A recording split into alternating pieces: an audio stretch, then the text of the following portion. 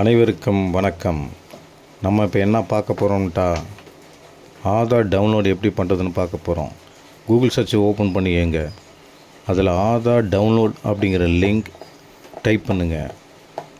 அதை கிளிக் பண்ணிங்கன்னா கெட் ஆதார் அப்படிங்கிற ஃபஸ்ட் ஆப்ஷனை கிளிக் பண்ணுங்கள். ஒரு 2 செகண்ட் லோட் ஆகும். லோட் ஆன பிறகு நெக்ஸ்ட் பேஜ் ஓப்பன் ஆகும்.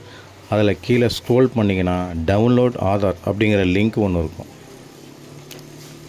அந்த டவுன்லோட் ஆதாரை கிளிக் பண்ணுங்கள்.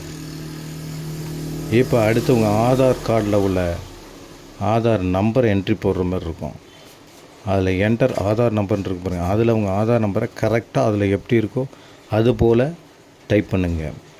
டைப் பண்ணி முடிச்சதுக்கப்புறம் பக்கத்தில் உள்ள கேப்சாவை அந்த கேப்சா உள்ள இடத்துல டைப் பண்ணுங்கள்.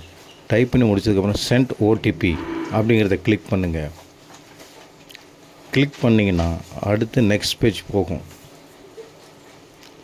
நெக்ஸ்ட் பேஜில் போனீங்கன்னா உங்கள் ஆதாரோட லிங்க் பண்ணிக்கிற மொபைல் நம்பருக்கு ஒரு ஓடிபி ஒன்று வரும்.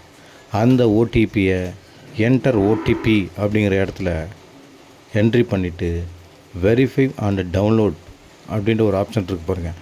அதை கிளிக் பண்ணுங்கள். கிளிக் பண்ணிங்கன்னா உங்கள் டவுன்லோட் ஆதார் அந்த ஆதார் கார்டு டவுன்லோட் ஆகி